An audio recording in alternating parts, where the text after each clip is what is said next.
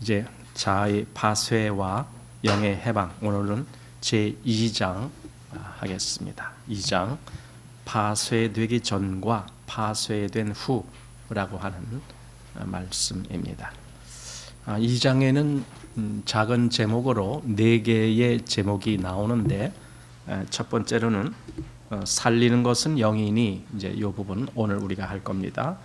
또 두 번째는 몇 가지 실제적인 문제들이 나오고, 그 다음에 세 번째로 밖으로 나감과 돌아옴이라고 하는 제목이 있고, 네 번째 겉사람과 속사람의 분리라는 제목으로 되어 있습니다.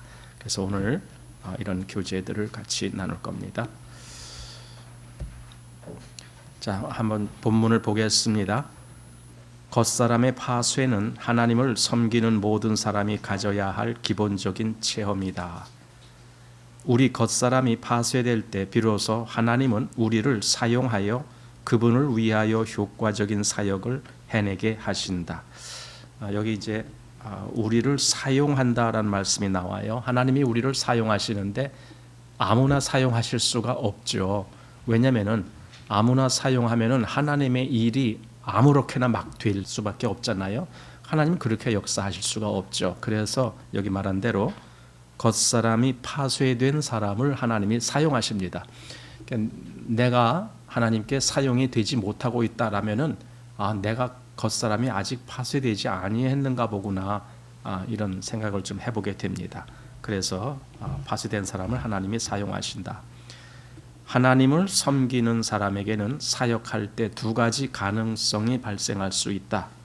첫 번째가 겉사람이 파쇄되지 않으므로 그의 영이 움직이지 않고 그의 영이 나오지 못하며 능력을 나타낼 수 없고 그 사람의 생각이나 감정이 역사하는 경우다.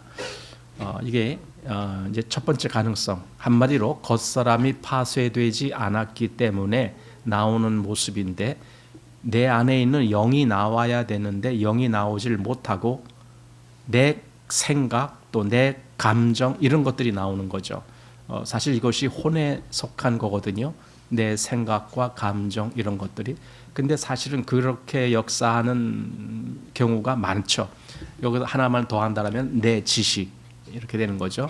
내 지식, 내 감정, 내 생각 이런 것들만 나오는 거예요. 또 그런 것으로 인해서 막 뭔가를 이렇게 하는 거죠.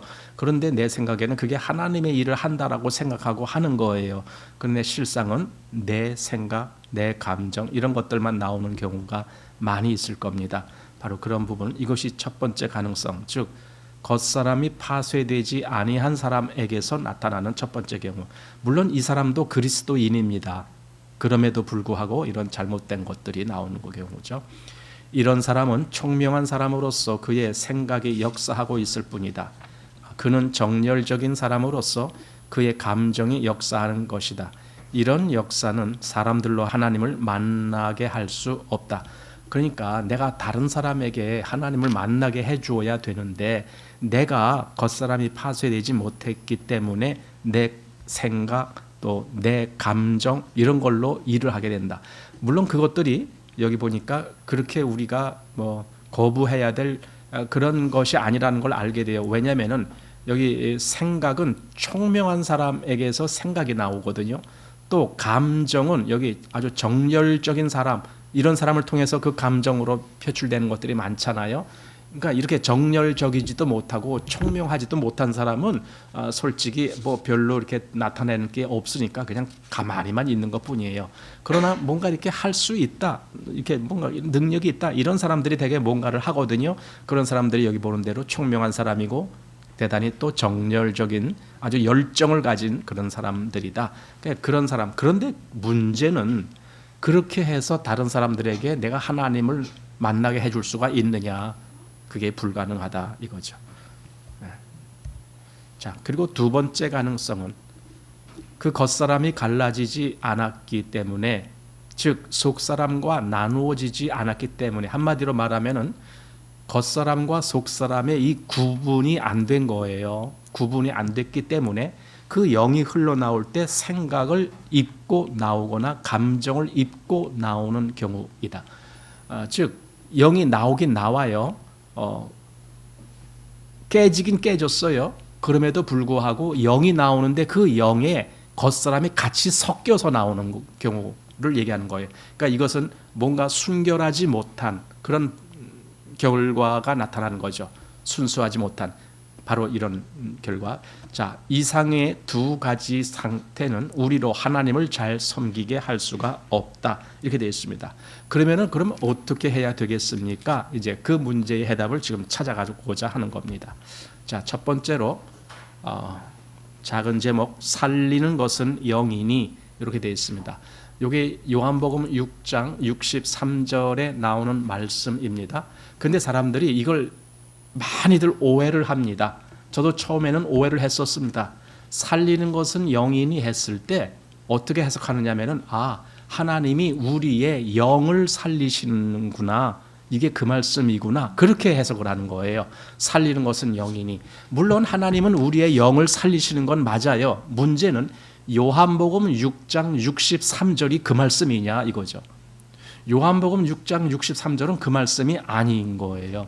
이게 무슨 말이냐면요. 그래서 제가 여기 영문 그대로 여기 써봤습니다.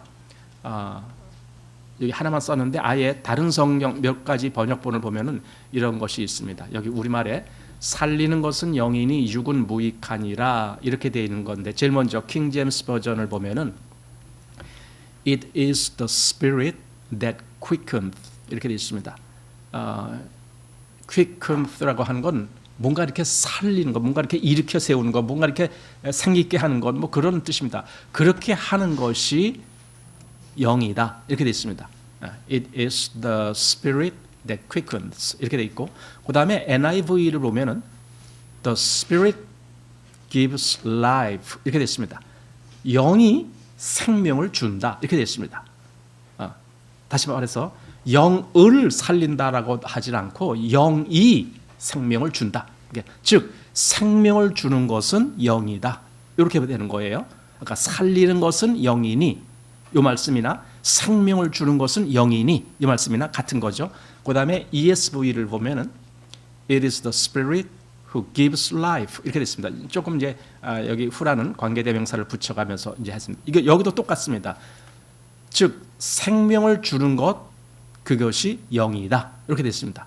그러니까 요한복음 6장 63절을 읽을 때 이렇게 읽어야 된다 그 말이거든요. 즉 이게 영이 생명을 준다라는 말이구나 이렇게 읽어야 돼요. 그래서 살리는 것이 영이구나, 영이 살리는구나 이렇게 읽어야 오늘 해석이 되는 거예요. 근데 영을 살린다는 말이구나 이렇게 해석하면 안 되는 거예요. 여기 이제 오해가 많기 때문에 일부러 제가 이렇게 한번 다른 번역본을 보여드렸습니다. 자, 그래서 살리는 것은 영이니, 즉 생명을 주는 분이, 킹 제임스 버전에는 그렇게 안 돼 있었지만은 ESV, 이거 ESV잖아요. It is the Spirit who gives life 이렇게 요 번역본이 난 오히려 더 마음에 드는 이유가 그겁니다. 여기는 후라는 여기 인칭 대명사를 썼기 때문에, 즉 살려주는 분이 영이시다 이렇게 해석하는 거거든요. 그러면 아주 정확한 해석이 되게 됩니다. 살려주는 분이 영이시다. 자, 이제 본문을 한번 보겠습니다. 만일 우리가 효과적인 사역을 하고자 한다면 살리는 것은 영이니라는 사실을 기본적으로 시인하지 않으면 안 된다. 이렇게 되어 있습니다.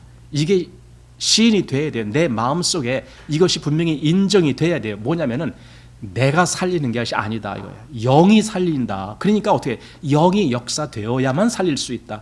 영이 내게서 나와야만이 저 사람을 살릴 수 있다. 이런 말이 되는 거거든요. 그러니까 영이 역사한다. 살리는 것은 영이다. 자, 금년에 이 문제를 해결하지 않으면 내년에 또 부딪히게 되고 주님을 믿은 그날 이 문제를 해결하지 않으면 10년 후에라도 해결해야 한다. 우리는 빠르든 늦든 언젠가 이 사실을 시인해야 한다. 즉 살리는 것이 영이구나. 내가 내 어떤 아까 뭐 생각 또는 내 열정 뭐 그런 걸로 살리는 것이 아니구나. 이걸 언제든지 한번 믿는 사람은 시인을 해야 된다. 언젠가는 시인을 해야 된다. 왜? 그래야 하나님의 역사가 나올 수 있어요. 내가 한다라는 생각을 하고 있을 때는 자기만 나와요. 근데 뭔가 열심히 굉장히 한 것 같지만 거기에 열매가 없죠. 왜냐하면 영이 한 것이 아니기 때문에. 그래서 영이 역사하여야만이 열매가 생기는구나. 영이 역사하여야만이 살려주는구나. 이렇게 알고 있어야 늘 나는 영이 역사하여야 하는데, 영이 나와야 되는데 거기에 관심을 가게 되는 거예요. 그렇지 않으면 자기가 하게 되죠. 자, 많은 사람들은 자신의 사역이 공허한 업적을 가질 정도로 막바지에 이끌릴 때에야 비로소 자신의 많은 생각과 감정들이 무익하다는 것을 깨닫는다. 그렇죠. 여기 이제 막바지라는 말이 나와요. 막바지. 내가 할 거 다 하고 이제 하다 이제 결국은 이제 더 이상 난 못하겠습니다. 이럴 때야 이제 비로소 그때 깨닫는다 이거예요. 많은 사람들이 사실은 그 전에 깨달아야죠. 왜냐하면 많은 시간을 낭비한 거잖아. 이렇게 되면은 많은 시간 또 많은 에너지 이걸 낭비한 후에, 그리고 나서 내가 이제는 나이도 많아서 이제는 거의 뭐 일할 수도 없는 그런 상태가 됐을 때 그때 깨달으면 뭐 합니까? 빨리 깨달아서 이것이 실제적으로 나를 통해서 역사가 일어나야 되죠. 자, 설령 그가 자신의 생각과 감정으로 많은 사람을 얻었다 할지라도 그 결과는 여전히 무익하다. 이게 무슨 말이냐면은 아까 뭐 그 생각이나 또는 감정이나 이런 것을 가지고 사역하는 사람들, 근데 사실은 그런 거에 의해서 사람들을 이렇게 끌어모을 수도 있다 이 말이에요. 왜냐하면은 구원으로 인도하는 것이 아니라 그냥 예를 들어 나 재미있는 걸 좋아해 하는 사람들은 재미있게 뭘 하면은 거기에 모이겠죠. 나는 지적인 것을 좋아해 하면은 지적으로 뭔가를 이렇게 할 때 거기 또 사람들이 모이겠죠. 이렇게 사람들을 모이게 할 수는 있다 이거예요. 많은 사람들을 모이게 할 수 있어요. 그런데 그게 다 무익하다는 것을 어느 날 깨닫게 되는 거예요. 그건 하나님의 열매들이 아니고 다 쭉정이들이다 이거죠. 자, 그래서 빠르든 늦든 우리는 살리는 것은 영이니 라는 이 말씀을 시인해야 한다. 오직 영만이 사람을 살린다. 이 말이 그 옳은 해석입니다. 영만이 사람을 살린다. 이것이 살리는 것은 영이니 그 말에 대한 해석입니다. 자, 당신이 가장 좋은 생각도 사람을 살리지 못하고 당신의 가장 좋은 감정도 사람을 살리지 못한다. 오직 영으로만 사람을 살릴 수 있다 이거죠. 그러니까 내가 좋은 생각이란 말은 뭐 좋은 계획 뭐 이런 거 다 포함해서 생각입니다. 내가 그런 걸 아무리 갖고 있든 또는 내 감정으로 내가 뭐 이렇게 어떻게 하겠다, 뭐 열심히 뭘 하겠다, 뭐 어떻게 하겠다 이런 거 다 좋은 생각, 좋은 감정 그걸로는 사람을 살리지 못한다. 오직 영만이 살린다. 왜냐하면은 생명은 영에 속한 거기 때문에 그렇습니다. 영이 역사하여야만이 생명이 역사되어지는 겁니다. 그래서 우리는 내 감정이나 또는 내 생각이나 또는 내 지적인 그런 지각이나 이런 것이 아니다라는 걸 분명히 알아야 되고 내 영이 나와야 된다. 그리고 내 영은 당연히 하나님의 영과 하나가 된 영을 얘기합니다. 자, 그다음 보겠습니다. 아주 큰 고통을 당하거나 많은 실패를 거친 후에야 이 사실을 알게 된 주님의 일꾼들이 많다. 영으로라야만이 된다라는 사실을 되게 잘 모르기 때문에 이렇게 한다라는 거죠. 자, 사람을 살리는 것은 영이기 때문에 오직 영이 나올 때만이 죄인이 거듭나고 오직 영이 나올 때만이 믿는 이들이 세워진다. 그러니까 죄인이 거듭날 때에 그때에도 영이 역사되어져야 돼요. 또 두 번째는 믿는 이들이 세워진다는데 믿는 이가 점점 더 믿음 안에서 세움받게 하는 그 역사도 역시 영으로서 역사되어져야 된다라는 뜻입니다. 거듭난 사람에게 생명을 주기 위해 영이 생명을 전달하는 것이고 세우심을 믿는 이들을 세우기 위하여 영이 생명을 전달하는 것이다. 그러니까 거듭나지 못한 사람에게도 영이 생명을 줘야 되고 그 다음에 믿음의 사람이 세움받을 때에도 거기서도 영이 생명을 줘야만이 세움을 받고 그렇다라는 겁니다. 자, 한 가지 놀라운 것은 하나님께서 결코 그분의 영을 우리의 영과 분리할 생각을 갖지 않으셨다는 것이다. 하나님의 영하고 우리의 영하고 분리하는 것이 아니라 하나가 돼요. 섞여요. 그래서 내가 너희 안에 너희가 내 안에 이런 말은 하나가 됐다는 뜻이잖아요. 그렇게 되는 겁니다. 그래서 성경에 영이라는 단어 중 사람의 영을 가르치는지 아니면 하나님의 영을 가르치는지를 구분할 수 없는 곳이 많다. 그렇죠. 성경을 읽어보면은 거기 영이라는 말이 나올 때 이게 하나님의 영을 말하는지 아니면 사람의 영을 말하는 것인지 잘 모를 때가 많아요. 구별이 잘 안 돼요. 하지만 잘 안 돼도 상관없어요. 왜냐하면은 사람의 영과 하나님의 영이 같이 역사하는 곳이니까. 자, 헬라어를 정독한 많은 사람들도 이것을 구분하지 못한다.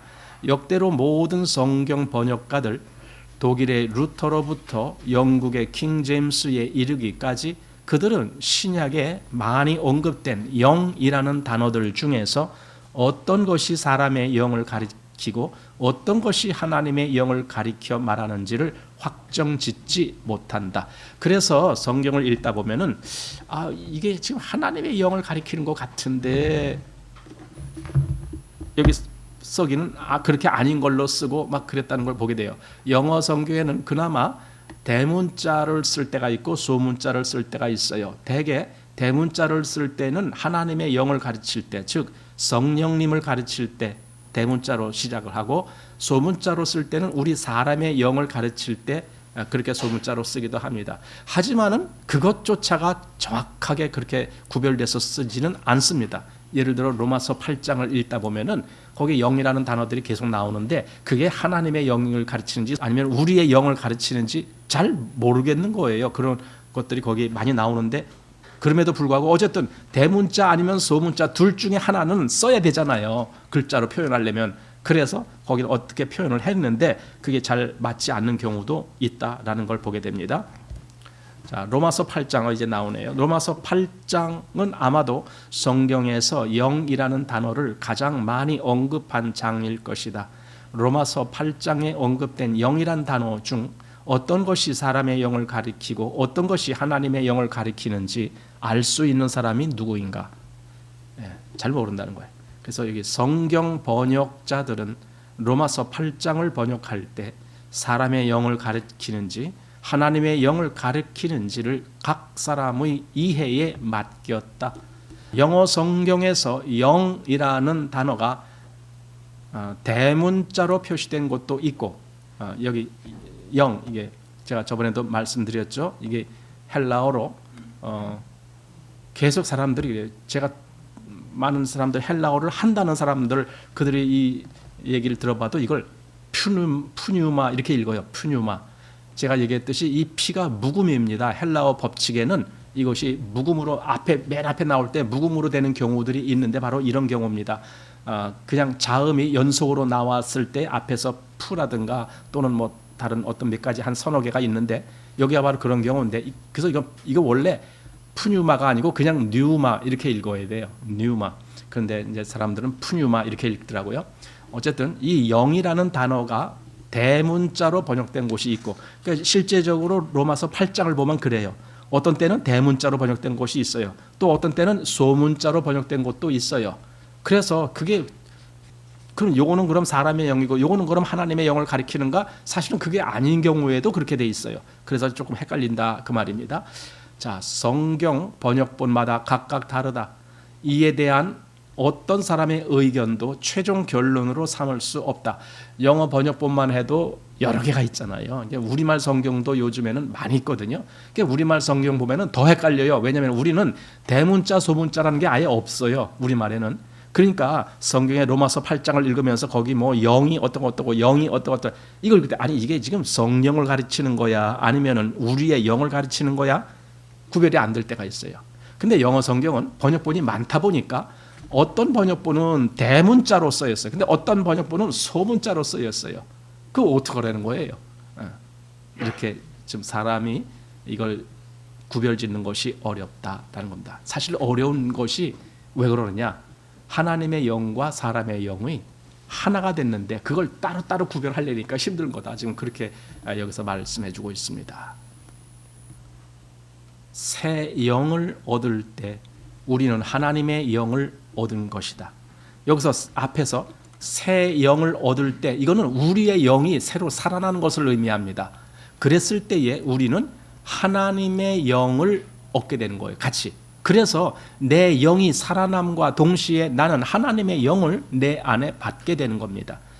우리 사람의 영이 죽음에서 살아난 때는 바로 우리가 성령을 얻은 때이다. 그러니까 내가 살아날 때나 내가 성령을 얻을 때나 같이 일어나는 거예요. 그래서 구별이 더 안 된다라는 겁니다.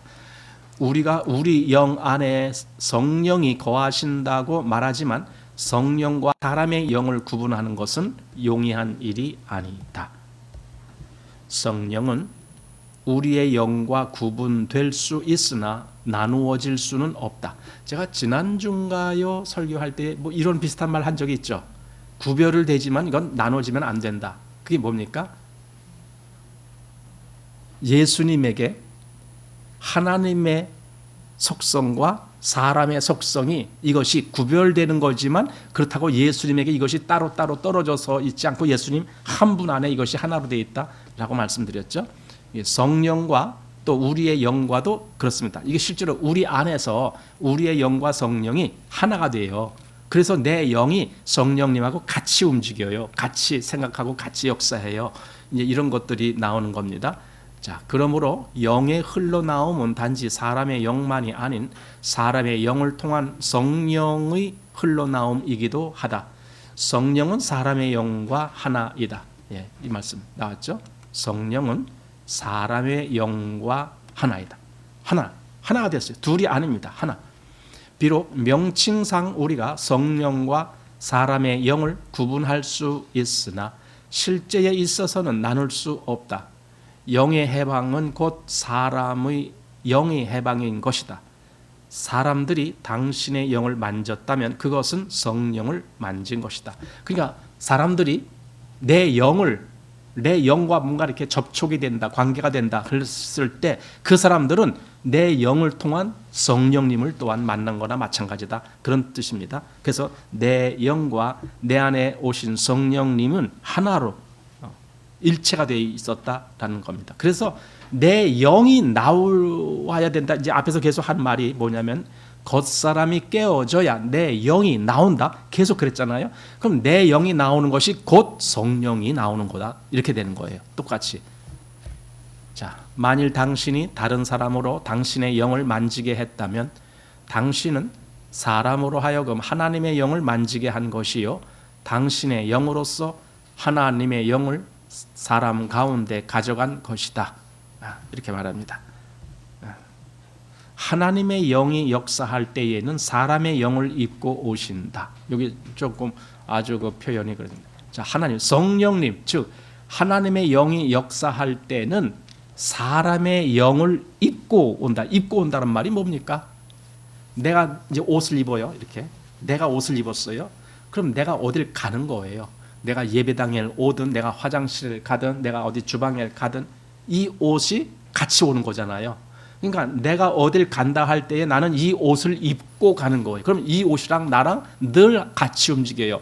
성령님이 내 영을 입고 역사하실 때는 성령님과 내 영이 늘 같이 왔다 갔다 해요. 같이 움직여요. 어딜 가든지. 바로 이 얘기입니다. 그래서 하나님의 영이 역사할 때에는 사람의 영을 입고 오신다. 이것은 마치 전등의 전기가 하늘의 번개 같지 않고 전선을 타고 가는 것과 같다. 이거죠. 여기 다 전등이 있지만은 전등에는 그 안에 다 이렇게 전선이 있어요. 전선이 있어야만이 이게 전등이 들어오죠. 왜냐하면 전기라는 것이 전선을 통해서만이 올 수 있기 때문에. 그렇다면은 성령님도 내 영을 통해서라야만이 역사되어질 수가 있다. 이걸 우리가 알게 되는 거죠. 오늘날 전력이 있을 뿐 아니라 또한 전선이 있다. 전선을 입고 가는 것은 바로 전기이다. 물리학에서는 이것을 전하라고 하는데 여기 하자, 이 하자라는 게 뭐냐면 이 짐이라는 뜻이에요. 하, 뭐 부하 또는 무슨 뭐 이런 말 쓸 때 그 하가 짐이. 그래서 여기 전하라면 전기를 짊어진다, 뭐 그런 뜻입니다. 여기 그래서 하라는 단어는 짊어진다라는 뜻이다. 전기를 사용하기 위해서는 전기가 전선을 입고 전선을 타고 그리고 온 것이다. 이게 전기라는 실제가 어떤 사실 전기는 전자의 움직임입니다.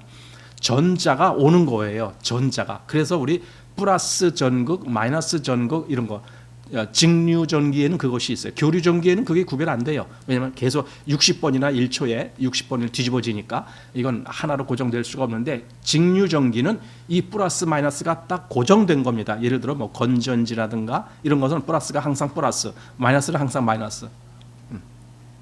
일반적으로 플러스 쪽에서 그 뭡니까, 전자가 나와서 이렇게 해서 마이너스 쪽으로 간다, 이렇게 우리는 해석하고 있습니다. 사실은 그 반대였거든요. 실제로 그 과거를 보면 오히려 마이너스 쪽에서 전자가 나와서 플러스 쪽으로 가게 돼 있어요. 근데 우리가 일반적으로 플러스에서 나와서 마이너스로 간다, 이렇게 이제 우리 생각합니다. 그런데 이거 이제 그냥 가지를 않잖아요. 그냥 건전지 놔두면은 뭐 불이 들어옵니까? 뭐 모다가 돌아갑니까? 아무것도 역사가 안 일어나요. 그럼 어떻게 됩니까? 이 플러스와 마이너스를 연결해서 중간에 뭐 매개 뭐 하고 싶은 뭔가가 있으면은, 예를 들어 여기 전구가 있다. 그럼 전구가 그때 불이 들어오는 거예요. 하나의 그 서클을 이루어져. 이 서클을 그 뭐라고 부르던데요. 하여튼 전기 이 배선이 쫙 있습니다. 그러니까 이렇게 전기가 이렇게 들어와요. 이게 저기 뭐 한전이 보내는 그 전기가 전선을 타고 와서 지금 여기까지 온 거죠. 근데 중간에 이렇게 끊었다 붙였다 하는 것이 있죠. 그걸 보고 뭐라고 불러요? 스위치라고 불러요. 스위치를 딱 내리면은 이렇게 딱 끊어지는 거예요. 다른 건 다 완비됐어요. 여기까지 전기가 다 왔어요. 그럼에도 불구하고 중간에 딱 단절이 되니까 전기가 안 오죠. 하지만 다시 이렇게 놓으면은 전기가 오는 거죠. 그러니까 전기는, 즉 전하라고 해요. 전하. 그것은 꼭 전선이라는 그 옷을 입고 온다. 즉 그것을 타고 온다. 이제 그 얘기입니다. 자, 하나님의 영도 이와 같이 사람의 영으로서 성령을 짊어지게 하고 사람의 영으로 말미암아 성령을 사람 가운데로 가져오신다. 이게 하나님의 역사입니다. 하나님의 영은 바로 이렇게 꼭 사람의 영을 입고 역사하신다, 이겁니다. 그러니 사람의 영이 얼마나 중요하냐 이거예요. 자, 구원받은 모든 사람의 영 안에는 성령이 내주하신다. 사실은 이런 것을 자꾸만 의심을 하기 때문에 영의 역사가 없는 거예요. 왜 의심하는가? 자꾸만 성령의 역사를 어떤 기적 같은 대로만 고정시켜 놨기 때문에 그래요. 예를 들어 고린도전서 12장에 나오는 은사, 몇 가지 기적 같은 은사, 방언, 예언, 병고침, 뭐 이런 거 있잖아요. 그런 것만 성령의 역사라고 고정을 시켜놨기 때문에 성령의 진짜 역사에 대해서는 아주 무감각한 거예요. 감각이 없어요. 그러나 성령의 실제적인 역사는 그런 은사의 문제가 아니에요. 더 중요한 문제가 있습니다. 항상 우리 안에서 우리의 영과 하나가 되어서 역사하는 거예요. 그리고 그거는 모든 그리스도인에게는 다 해당되는 거예요. 어떤 특별한 은사를 입은 사람들만이 해당되는 것이 아니에요. 그래서 성령을 바르게 알아야 돼요. 예수님이 보혜사 성령이 오셨을 때에 어떻게 하시겠다, 그 말을 잘 봐야 돼요. 그가 내 것을 가지고 너희에게 알릴 것이다. 또 그가 내가 한 말을 너희에게 생각나게 할 것이다. 또 그가 죄에 대하여, 의에 대하여, 심판에 대하여 세상을 책망하실 것이다. 이런 말씀들을 잘 생각해 보거든요. 그거는 은사가 아닙니다. 실제적으로 우리 안에서 말씀의 깨우침이 오고 말씀의 능력이 와서 내가 실제로 하나님의 사람으로 어떻게 살아가는지, 이런 부분들을 말씀하는 건데, 그걸 자꾸만 성령의 은사 이쪽으로만 해석하기 때문에 그렇게 은사 쪽으로 굳혀놓은 것이 이제 우리나라에 그 파가 있죠. 특별히 뭐냐면은 오순절 하나님의 교회, 거기 파가 그걸 특별히 성령을 그쪽으로만 굳혀놨어요. 성령의 역사는 그게 아닌데도 그런 사람들이 그렇게 한쪽으로 굳혀놓기 이전에는 우리가 보편적으로 알고 있는 장로교회라든가 침례교회라든가 이런 여러 가지 교회들이 있잖아요.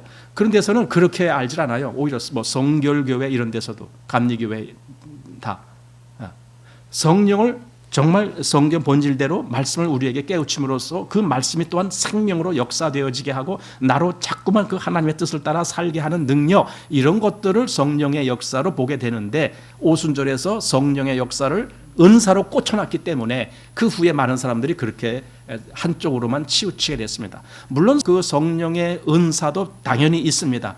고린도전서 12장에 나오는 그런 은사, 성령의 은사라는 걸 그걸 부인하면 안 됩니다. 당연히 그런 역사도 있습니다. 그러나 그보다 더 중요하고 더 보편적인 역사를 부인하면 안 된다라는 말입니다. 그것이 우리 안에서 역사되어지는 성령, 즉 모든 그리스도인 안에서 역사하시는 성령, 우리의 영과 하나가 돼서 역사하시는 성령, 그것을 알아야만이 됩니다. 자, 사람이 주께 쓰임을 받을 수 있는가 없는가의 여부는 그의 영에 있지 않고 그의 겉사람에 있다. 아니, 왜 그러죠? 사실은 영이 중요하지 않습니까? 당연히 영이 중요하지요. 그런데 쓰임을 받을 수 있느냐 없느냐의 문제는 영의 문제가 아니라는 거예요. 왜냐하면 영은 모든 그리스도인에게 다 이미 주어졌어요. 그보다 더 중요한 것이 있는데 겉사람이 중요하고, 왜 겉사람이 중요하느냐? 겉사람이 깨져야만 되니까. 겉사람이 깨지지 않을 때는 내 영이 나올 수가 없어. 그럼 뭐만 나와요? 내 혼의 것만 나와요. 내 생각, 내 감정, 내 지식 이런 것만 계속 나오는 거예요. 그러면 영의 역사가 없어요. 성령이 역사하실 수가 없다 그 말입니다. 그래서 겉사람이 깨져야 된다. 어떤 사람의 문제는 그의 겉사람이 파쇄되지 않은 데 있다. 피의 흔적이 없고 상처와 흉터가 없다. 갑자기 이렇게 돼 있어서 내가 여기다가 그의 몸에 이렇게 돼 있습니다. 사실은 이게 뭐냐면 겉사람을 얘기하는 겁니다. 겉사람이 깨진 흔적이 없다. 지금 그 말입니다. 자, 결국 하나님의 영은 사람의 영 안에 갇혀서 나오지 못하게 된다. 때때로 우리 겉사람은 움직이지만 속사람은 움직이지 않는다.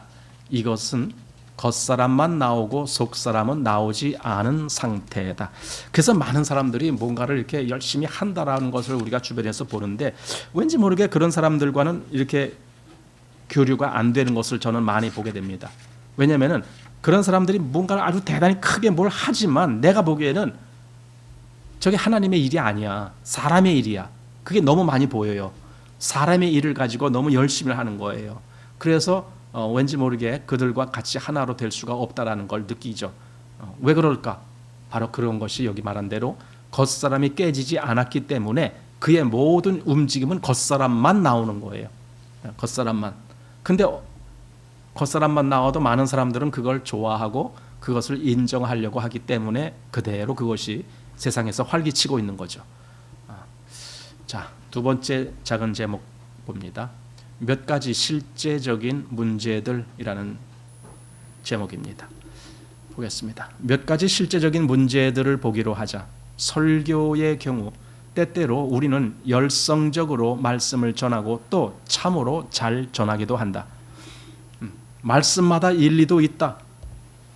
그러니까 말씀이 틀렸다는 말이 아닙니다. 정말 잘 전하고 정말 말도 아주 조리 있게 또 틀린 말도 아니고 바른 말을 전했다라는 겁니다. 그런데 보십시오. 문제가 뭔가? 그러나 우리는 다른 사람에게만 감동을 주려고 할 뿐 자기는 감동됨이 없이 속이 냉랭할지도 모른다. 사실 이게 그래요. 저는요, 기도도 마찬가지라고 불러줘요. 기도는 내가 하나님께 하는 거예요. 여기서 대표로 기도하든 개인적으로 기도하든 어쨌든 기도는 내가 하나님께 하는 거예요. 근데 내 마음에 내가 하나님을 만나는 것이 아니라 그냥 기도문만 작성해서 그냥 여기 사람들만 이렇게 읽게 하는 거예요. 여러분, 이러면은 이건 기도가 아닌 거예요. 그건 기도 낭독이 되는 거예요. 기도문 낭독. 그럴 때는 기도문을 아주 아름답게 쓸 수가 있어요. 멋있게 좋은 표현 다 쓸 수가 있어요. 그러나 정말 중요한 것은 낭독이 중요한 것이 아니잖아요. 그 시간에 내가 하나님께 그렇게 호소를 하고 그렇게 요구를 하고 그렇게 부탁도 하고 이래야 되는 거 아닙니까? 이렇게 나와야 기도가 되는 거거든요. 그러니까 비록 내가 이걸 문구를 써왔다 할지라도 내가 그것을 읽을 때에는 그냥 낭독으로 읽는 것이 아니라 하나님께 그 말씀을 아뢰라는 거예요. 그렇게 기도를 해야 돼요. 마찬가지로 설교도 똑같다. 지금 여기서 말하는 것이 그겁니다. 설교. 자기한테는 감동이 된 적이 없어. 자기한테는 그 영의 역사가 없어. 그러면은 그냥 냉랭하고 자기는 냉랭해. 다른 사람들에게는 야, 저 사람 설교 참 잘한다. 와, 멋있다. 박수도 받고 뭐 소위 스타 목사가 돼요. 스타 목사. 미국에는 그런 사람들이 많거든요. 요즘 같이 이렇게 뭐 영상을 통해서 설교가 접해지는 경우가 많기 때문에 소위 스타 목사들이 많이 배출됩니다. 뭐냐면 방송에서 인기 있는 목사 이런 거예요. 그러나 아무리 인기 있고 아무리 그렇다 할지라도 그런 것이 하나님 앞에 옳은 건 아니죠. 그걸 우리 잘 분별해야 됩니다. 자, 겉사람만 설교하고 속사람은 그것에 참여하지 않는다. 이렇게 되면 뭡니까? 남들은 좋아할지 모르지만, 야, 저 사람의 관점이 참 옳아, 뭐 이렇게 동의할지 모르지만, 그러나 그것이 그냥 겉사람이 하는 거라면, 자, 겉사람과 속사람이 불일치되고 겉사람과 속사람이 통일되지 못하며 겉사람은 뜨거운 반면 속사람은 아주 냉랭하다. 우리가 사람들에게 주님의 크신 사랑을 말하지만 우리 속에는 그것에 대해 조금도 감각이 없을 수 있다. 우리가 사람들에게 십자가의 비참한 고난을 말할 수 있지만 방 안으로 돌아가서는 희죽거릴 수도 있다. 제가 이걸 다른 말로 바꿨습니다. 원래는 뭐라고 돼 있죠? 희죽거린다는 말이 비웃는다는 말은 아니더라고요. 내가 영어 문장을 보니까 비웃는다라고 되어 있지는 않기 때문에 제가 이렇게 그냥 바꿨습니다. 자, 이런 상태에 대해 정말 아무런 방법이 없다. 이렇게 된 것은 속사람과 겉사람이 하나가 되지 않고 겉사람이 역사할 때 속사람은 조금도 움직이지 않는 데 있다. 이것이 앞에서 말한 첫 번째 종류. 첫 번째 종류가 뭐라고요? 겉사람이 깨지지 않은 상태. 이게 무슨 말입니까? 겉사람이 깨지지 않았기 때문에 겉사람이 그 속사람에게 순종할 줄 모르는 거예요. 겉사람은 겉사람대로, 속사람은 속사람대로 이렇게 하려고 하는 거예요. 그러니까 이게 일치가 안 되는 거죠. 속사람과 겉사람이 다른 거예요. 겉사람이 깨졌다는 것은요, 없어졌다는 말이 아니라 겉사람이 속사람에게 순종된다. 이렇게 되는. 그래서 속사람이 모든 것에 대한 우선권을 갖게 된다. 속사람이 역사할 때 겉사람은 거기에 보조로 협조한다. 이렇게 되는 거거든요. 그런데 그렇게 안 됐기 때문에 겉사람은 겉사람 나름, 속사람은 속사람 나름 이렇게 돼버리니까 서로 따로따로 이렇게 되는 거죠. 자, 이것은 영이 움직이지 않고 생각이 활동하는 것이요, 영이 아닌 감정이 활동하는 것이다. 그러니까 내 생각, 내 감정이 그냥 제멋대로 자기 마음대로 하는 거예요. 그것이 물론 아주 좋은 어떤 내용을 말한다 할지라도 그건 성령의 역사가 아닌 거예요. 자, 이것은 속사람 없이 겉사람만 활동하는 것이다. 예, 맞아요. 예. 겉사람은 마치 연기자 같고 속사람은 관람객 같다. 그러니까 속사람은 그냥 멍하니 보고만 있게 되는 거죠. 겉사람이 다 하니까. 연기자같이. 연기자가 무대에서 설 때 관람객은 뭐예요? 그냥 구경만 하고 있는 거잖아요. 그거. 자, 겉사람은 겉사람으로 있고 속사람은 속사람으로 있어 서로 일치되지 않는다. 즉 하나가 되지 못한다. 다른 상태는 또 두 번째입니다. 이게 다른 상태는 속사람은 여전히 극히 열렬하여 속에서 외치고 싶어 하나 말해내지 못하고 말할지라도 제자리 걸음으로 하는 상태이다. 속이 급할수록 밖은 더욱 냉랭하고 계속 말하고 싶어도 말을 하지 못한다. 죄인을 볼 때 한바탕 울고 싶지만 울지를 못한다. 강단에 설 때 속으로는 큰 소리로 외치고 싶은 마음으로 애타지만 밖으로는 다른 것을 말한다. 이럴 경우, 즉 내 영은 계속 이런 걸 하고 싶고 이런 걸 하고 싶고 이런 걸 하고 싶은데 실제적으로는 그렇게 되질 않는 겁니다. 왜냐하면 겉사람이 복종하지 않으니까. 겉사람이 복종해야만이 내 속에 있는 그것을 그대로 나타낼 수가 있는데 겉사람이 복종하지 않으니까, 즉 겉사람이 깨어지지 아니하니까 계속 속에 있는 것이 역사만, 속에서만 개념이 있지 그것이 나타나지 못한다 이겁니다. 자, 이것도 겉사람이 파쇄되지 않고 속사람이 나오지 못하는 데 기인한다. 밖에 껍질이 그대로 남아있고 겉이 속의 주의를 따르지 않는다면, 그렇죠, 바로 이 상태예요. 껍질을 그냥 겉사람은 그냥 그대로 있어요. 근데 속에서는 뭔가를 하고 싶은데 겉이 말을 안 들어요. 말을 안 들어. 이게 참 문제죠. 자, 속사람은 울고 싶은 반면에 겉사람은 울고 싶지 않고, 속은 괴로워하는데 겉은 괴로워하지 않으며, 속에는 어떤 뜻이 가득한데 밖은 그런 뜻을 전하려 하지 않는다. 속에는 느낌이 가득하나 뚫고 나오지 못하고 영이 밖에 껍질을 뚫고 나올 길이 없다. 예.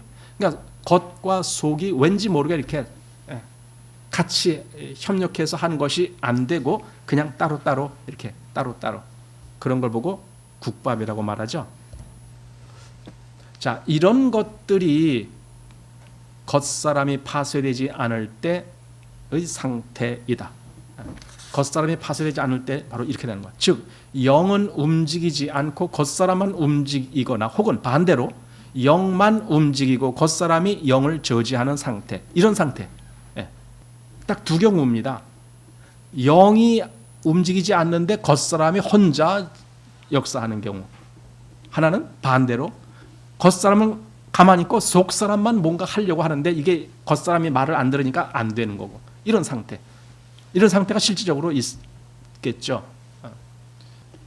자, 그러므로 겉사람의 파쇄가 하나님을 섬기는 사람이 배워야 할 첫 번째 공과이다. 겉사람이 파쇄되어야 한다는 것을 그걸 정말 먼저 배워야 된다. 배운다라는 것은 단지 지각적인 배움을 이야기하는 것이 아니라 실제적으로 그렇게 되는 것을 의미하는 겁니다. 그래서 그걸 공과라고 해야 돼요. 공과. 우리 공부라는 것이 있잖아요. 그럼 공부라는 것은 머리로 깨우침을 받는다가 공부가 아니에요. 오히려 옛날에 그 우리 서당이라는 데가 있잖아요. 서당에서 뭘 가르쳐 주실 때 예를 들어 뭐 삼강오륜 우리 유교의 삼강오륜 다 아닙니까? 삼강오륜. 오륜의 첫 번째가 뭡니까? 부자유친. 그런 거 있죠. 그럼 그걸 배운다라고 합시다. 아, 부자유친이라는 것이 있구나. 그게 삼강오륜에 있구나. 여러분, 이건 배우는 게 아닌 거예요. 그럼 실질적으로 배우면은 내가 그렇게 돼야 되는 거예요. 이게 배우는 거예요. 이게 그 공자가 바로 그렇게 된다라는 뜻입니다. 공부할 때 공자가. 여기서도 그게 공과다 할 때는 그렇게 해야 된다. 그게 실제적으로 배워져야 된다. 이겁니다. 공과. 제가 계속 배우는 것이 있는데 영어를 계속 조금씩 계속, 왜냐하면 기존에 알던 것 잊어먹지 않으려고. 사실은 지금 이 상태에서 진보한다는 것은 힘들고 기존에 알고 있었던 것 잊어먹지 않으려고 계속 조금씩 하는 것이 있습니다. 근데 이제 요즘은 그 영어 강의하는 사람들이 유튜브에 많이 있거든요. 근데 어떤 사람이 그런 말을 해요. 이제 영어에 이제 어떤 문장 이런 걸 하면은 우리가 기존까지 공부했던 방법이 왜 잘못됐느냐? 이전에는 이해를 했다라는 거예요. 이해. 아, 이게 그런 뜻이구나. 이해. 예를 들어 중학교 다닐 때 무슨 문장이 나오잖아요. I'm hungry. I'm hungry. 만약에 그런 문장이 있다고 칩시다. 이게 배고프다는 뜻이구나. 이렇게만 알고 있습니다. 그런데 실제적으로 내가 배고플 때 I'm hungry라고 소리쳐 봤느냐 이거예요. I want to see you. 정말 내가 당신 보고 싶어. 이 말을 그 사람에게 해본 적이 있느냐는 거예요. 그렇게 해보지 않고 우리는 책으로만 I'm hungry, I want to see you 이렇게 배웠으니까 이거는 그냥 이렇게 그 이해만 한 것이다. 그러니까 이해는 그건 말이 되지 않는다. 그러면 이해로는 말이 될 수가 없다. 말이 되려면 내 입에서 그것이 아주 그냥 10번이고 20번이고 계속 이렇게 자동적으로 뭔가가 될 정도로, 입은 자동 플레이가 될 정도로 그렇게 해야만이 그것이 말이 된다는 거예요. 그러니까 말은 한마디로 어린 아이가 말 배울 때 그때 그걸 가만히 보면은 저렇게 수십 번 수백 번을 해야 되는 거구나. 만약에 그 아이가 말을 안 하고 계속 머리로만 이해하는 거야. 엄마가 그렇게 말했구나. 알아. 엄마가 나 알아. 애들이 듣는 걸 먼저 해요, 말하는 걸 먼저 해요? 어디 갔어라. 자요. 듣는 걸 먼저 하죠. 엄마가 말할 때 애가 다 알아듣죠. 근데 애가 말을 못하죠. 그럴 때가 있죠. 그게 뭐냐면은 알아듣는다는 것은 이해한다는 거예요. 그러니까 이해를 하는데 자기가 말을 못해. 아직 말할 단계가 안 된 거죠. 그 이해할 단계를 한참 지나다 보면은 어느 날 자기도 이제 말할 단계가 옵니다. 자기도 뭔가 이렇게 말을 하고 막 이렇게, 그것도 처음에는 떠듬 하다가 나중에는 조금 더 자유로워. 처음에는 한 단어 하다가 나중에는 한 두 단어, 세 단어 이렇게 하다가 나중에는 한 문장을 이제 말하는 거죠. 이렇게 바뀌는 겁니다. 그동안 그 아이는 얼마나 반복되게 그 말을 했겠느냐 이거예요. 하나 말을 배우면은요, 아이는 그런 경우만 되면은 계속 그 말을 해요. 그 말을. 그래서 이게 진짜 공부구나. 실제적으로 그것이 내 몸에 배게 되는 것. 그렇다면은 여기서도 지금 이 말이 그거예요. 겉사람의 파쇄가 하나님을 섬기는 사람이 배워야 할 첫 번째 공과다. 예, 공과다. 이건 머리로 배우는 것이 아니라 실제적으로 그렇게 되는 것을 의미하는 겁니다. 자, 하나님을 섬기는 모든 사람이 기본적으로 배워야 할 것은 바로 그의 속사람이 겉사람을 통과하여 밖으로 나오게 하는 것이다. 이렇게 되게 하기 위해서 겉사람은 깨져야 한다. 그겁니다. 예. 참으로 하나님께 쓰임을 받는 사람은 밖의 생각이 단독적으로 행동하지 않고 밖의 감정도 단독적으로 행동하지 않는 사람이며 속사람이 흘러나와야 할 때 겉사람이 속사람에게 양보하여 겉사람을 뚫고 나옴으로 그 사람의 영으로 사람들에게 도달하게 하는 사람이다. 이 사람이 쓰임받는 사람이다. 어떻게? 영이 나오게 해서 영으로 다른 사람에게 접촉할 수 있도록 그렇게 만들어주기 위해서 겉사람이 양보하고 깨진 사람. 그거죠. 만일 우리가 이 점을 배우지 않는다면 일의 효과 면에서 많은 제한을 받게 된다. 우리 겉사람이 파쇄되기까지 하나님께서 우리를 이끌어 주시기를 바란다. 어떻게 해야 주님 앞에서 파쇄된 사람이 될 수 있는지를 알 수 있도록 하나님이 우리에게 길을 열어 주시기를 바란다. 예. 그다음 봅니다. 사람이 주님에 의해 파쇄될 때 그의 연기는 자연히 사라진다. 아까 연기가 뭐냐면은 마치 무대에 그 배우들이 거기서 뭔가를 하는데 나머지는 관객으로서 이렇게 보고만 있는 거. 이게 바로 연기하고 보고 하는 거예요. 그런 관계가 되면 안 된다는 거예요. 그게 이제 연기, 바로 꾸밈. 이것이 사라져야 됩니다. 밖은 열렬한데 속은 움직이지 않는 것도 더 이상 존재하지 않게 된다. 그러므로 이제부터 속사람에게 어떤 느낌이나 말씀이 있을 때 겉사람은 협력하기 시작한다. 이렇게 돼야 된다는 거예요. 이렇게. 내 속사람에, 내 영에 하나님은 계속 내 영을 통해서 내게 무언가를 말씀하고 뭔가를 깨닫게 하고 뭔가를 하고 싶은 열정을 갖게 하고 이렇게 만들어줘요. 근데 겉사람이 말을 안 들어요.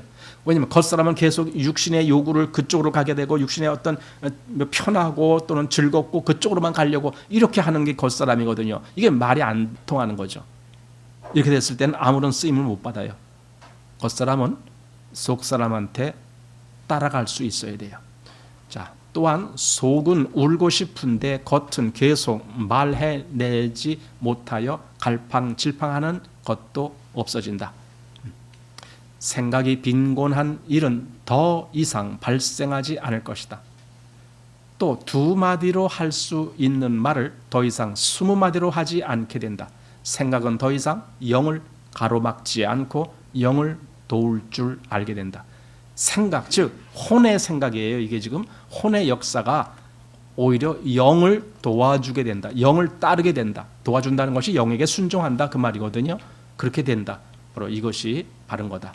자, 그다음에 이제 감정이라는 문제. 아까 앞에서는 이제 생각하는 것에 대한 문제인데 지금 감정은 우리가 뭔가 열심히 한다 또는 뭐 열심히 할 의욕이 없다 뭐 이런 거 다. 자, 감정도 아주 강한 껍질이다. 많은 사람들은 기뻐해야 할 때 기뻐하지 못하고 울어야 할 때 울지 못한다. 겉사람이 그의 말을 듣지 않는다. 만일 주님께서 성령의 통제나 비춤으로 우리 겉사람을 심하게 강타하신다면 우리의 감정은 기뻐할 때 기뻐할 수 있게 되고 슬퍼할 때 슬퍼할 수 있게 된다. 이때 우리의 속의 영은 아무 방해 없이 자유로이 흘러나올 수 있다.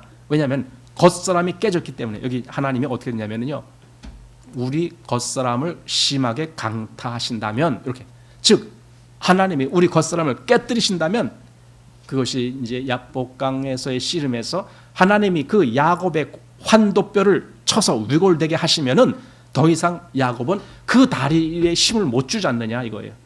이게 흔적이죠. 그런 흔적. 겉사람이 깨어진 흔적. 바로 하나님이 그렇게 하신다라면 그 다음에는 모든 것이 영의 중심으로 된다 이겁니다. 자, 겉사람의 파쇄는 자유로이 영이 흘러나오게 한다. 이게 정상적인 사람이다 이거예요. 정상적인 그리스도인의 모습. 영이 나오는 거예요. 겉사람이 파쇄되기 때문에 영은 아주 자연스럽게 나오는 거예요. 그 사람은 모든 사람을 만났을 때나 또는 어떤 일을 할 때나 항상 영에 의해서 주도적으로 역사를 이룹니다. 그리고 이 겉사람은 그냥 영을 따르는 겁니다.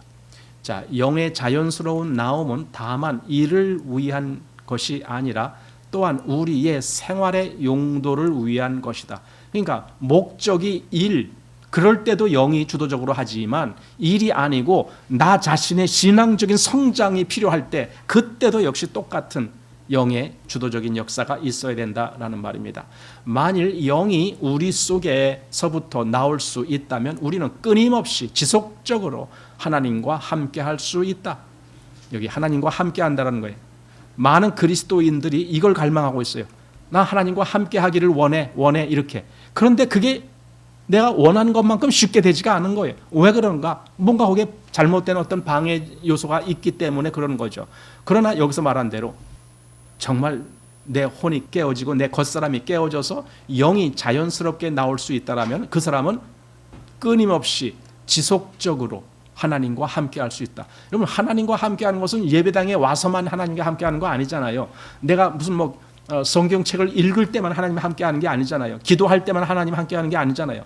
항상 함께 있는 거잖아요. 그리스도인은 항상 하나님과 함께 있는 거거든요. 그럼 어떻게 그렇게 되느냐고요. 여기서 말한 대로 겉사람이 깨졌을 때 항상 내 영이 흘러나오거든요. 영에 의해서 뭔가가 이루어지거든요. 그랬을 때 하나님이 함께 하는 거죠.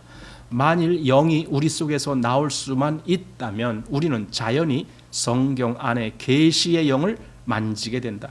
여기 또 주목할 것이 있습니다. 여기 성경 안에 계시의 영. 성경은 살아있는 성경이에요. 여러분 그걸 아십니까? 성경이 살아있다는 걸. 즉 그것은 언제든지 내게 역사할 어떤 기회를 찾고 있는 겁니다. 그런데 문제는 내가 준비가 안 되는 거예요.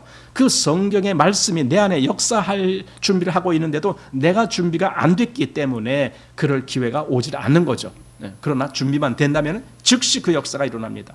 그래서 성경 안에 계시의 영, 이걸 만지게 된다. 만일 우리 속에서 영이 나온다면 또한 우리는 자연히 우리의 영으로서 계시를 받아들일 수 있게 된다. 계시란 뭡니까? 말씀의 깨달음입니다. 지금 어떤 새로운 계시를 우리에게 주시는 것이 아닙니다. 이미 기록된 계시가 어느 날 내게 살아있는 말씀으로 오게 되는 겁니다. 깨우쳐짐으로 인해서. 이게 계시입니다. 만일 영이 우리 속에서 나올 수 있다면 간증할 때나 하나님의 말씀을 전파할 때나 혹은 하나님의 말씀으로 다른 사람을 섬길 때나 말씀의 사역자가 될 때에 우리는 자연스럽게 우리의 영을 사용하여 하나님의 말씀을 밖으로 내보낼 능력을 소유하게 된다. 이제는 겉사람이 아니고 속사람, 즉 영의 역사가 자연스럽게 나오게 된다 이겁니다. 이뿐 아니라 만일 우리 속에 영이 밖으로 나올 수 있다면 우리는 자연히 우리 영을 사용하여 다른 사람의 영을 만질 수 있다. 영은 영끼리 서로 교류를 하는 거죠. 영은 영끼리, 끼리끼리 논다 그런 말이 있습니다. 끼리끼리. 육에 속한 어떤 것은 육에 속한 다른 어떤 것과 관련이 있는 거죠. 영은 영으로서 관련이 있는 거죠. 자, 우리의 영은 누가 우리 앞에 와서 무슨 말을 할 때 그 사람이 어떤 종류의 사람이고 어떤 태도를 가지고 있으며 그가 어떤 종류의 그리스도인이며 그의 필요가 무엇인지를 측정할 수 있다. 이것이 영적인 관계가 뭔가 성립이 된 사람 간에 이루어지는 겁니다. 우리는 영으로 상대방의 영을 만질 수 있다. 이거죠. 사실은 우리는 이걸 원합니다. 늘 우리의 영이 다른 어떤 사람들과 만날 때 그들의 영과 만나는 것을 원합니다. 그런데 대개 이런 것이 잘 이루어지지 않는 것은 그냥 육의 영역이 너무 강하기 때문에 아직도 육이 깨어지지 않았기 때문에 그 사람의 영을 접하지 못하게 그 사람에게서 영이 나오질 않는 거죠. 또는 내게서 내 영이 나오질 않는 거죠. 그럼 영과 영의 관계가 없는 거죠. 육과 육의 관계. 이렇게만 있는 거죠. 만일 우리의 영이 자유롭고 해방된다면 다른 사람은 자연히 쉽게 우리의 영을 만지게 되고 우리의 영도 다른 사람들의 그 영을 접촉하게 된다. 이렇게 되는 겁니다. 자, 어떤 사람에게서 우리는 그의 사상이나 감정이나 의지를 만질 수 있을 뿐 그의 영은 만질 수 없다. 그러니까 어떤 사람, 이 사람은 혼이 전혀 깨어지지 않은 사람, 그런 사람에게는 우리가 그런 사람 만날 때 그 사람의 어떤 사상 또는 그 사람의 어떤 감정 또는 의지 이런 것은 다 내가 알 수 있고 만질 수가 있어요. 그런데 그 사람의 영은 어떤지 도무지 모르는 거예요. 왜냐하면 그 사람의 영은 전혀 나오질 않고 혼적인 것만 나오기 때문에 그렇습니다. 어떤 사람은 그와 3시간 동안 대화를 해도 비록 우리가 다 그리스도인이지만 그가 어떤 사람인지 알 수가 없다. 3시간 동안 대화했는데도 저 사람이 도대체 어떤 사람이야. 한마디로 그의 영적인 상태가 어떤지, 저가 정말 그 안에 영이 살아있는지, 영이 정말 충만한지, 그래서 그 영이 정말 충만한 믿음을 갖고 있는지 도저히 알 수가 없는 사람들이 있어요. 한마디로 그리스도인으로 인정하기가 힘든 거죠. 그런 사람들이 있습니다. 자, 그의 껍질이 너무 두껍기 때문에 다른 사람들이 그의 내적 상태를 만질 길이 없다. 만질 길이 없어요. 그러니까 그런 사람과 얘기할 때는 겉으로만 도는 그런 이야기를 합니다. 저는 그 배추 김치 중에 겉절이라는 것이 있다는 거예요. 겉절이가 있고 속박이가 있어요. 그럼 그 구별을 합니까? 겉절이는 그냥 슬금슬금 겉에만 묻혀서 이렇게 한 거야. 쉽게. 그러나 속까지 알맹이를 누워서 탁 이렇게 포개서 한 것은 그거는 이제 뭡니까? 우리 겨울에 김장할 때처럼 그렇게 되는 거죠. 겉절이하고 속박이는 다른 거죠. 사람도 그런 상태에 있는 겁니다. 그냥 겉의 상태만 접하게 되지 속이 어떤지를 도무지 알 길이 없는 사람이 있습니다. 자, 겉사람의 파쇄는 영을 흘러나오게 하고 그 사람을 열게 한다. 겉사람이 파쇄돼야만이 영이 나옵니다. 그래서 저 사람의 영이 어떤지, 그래서 영과 영의 교류가 그래서 비로소 이루어지는 겁니다. 영적인 교제를 할 수가 있습니다. 영적인 교제.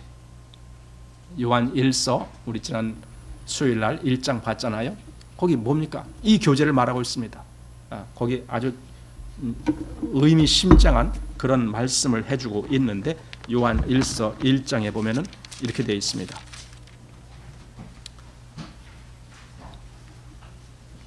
1절부터 제가 읽겠습니다. 태초부터 있는 생명의 말씀에 관하여는 우리가 들은 바요 눈으로 본 바요 주목하고 우리 손으로 만진 바라 이 생명이 나타나신 바 된지라. 이 영원한 생명을 우리가 보았고 증거하여 너희에게 전하노니 이는 아버지와 함께 계시다가 우리에게 나타나신 바 된 자니라 하면서 그 다음 3절 우리가 보고 들은 바를 너희에게도 전함은 너희로 우리와 사귐이 있게 하려 함이니 우리의 사귐은 아버지와 그 아들 예수 그리스도와 함께 함이라. 여기 사귐이라는 것, 뭔가 이렇게 서로 통하는 그런 것을 말하는데 그것이 어떻게 가능하냐. 여기서 지금 이 말대로 하면 영이 흘러나와야만이 가능한 거예요. 영이 나와야 돼.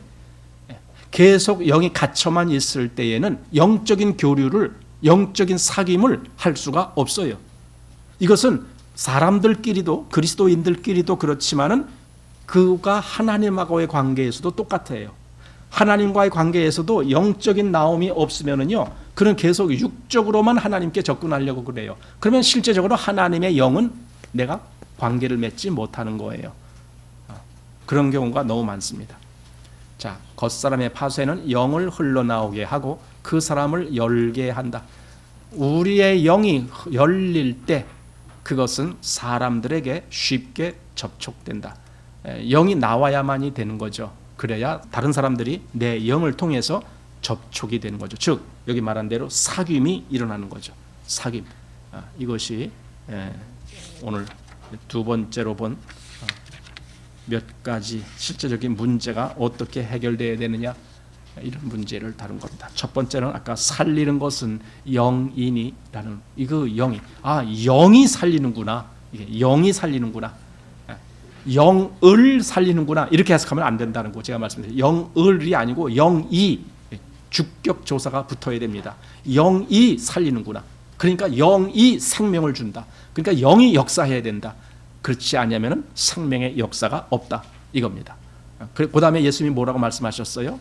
살리는 것은 영이냐 하면서 내가 너희에게 이른 말이 영이요 생명이다. 그 말은 곧 주님이 주신 말씀이 살린다 그거예요. 말씀이. 왜? 그게 영이니까.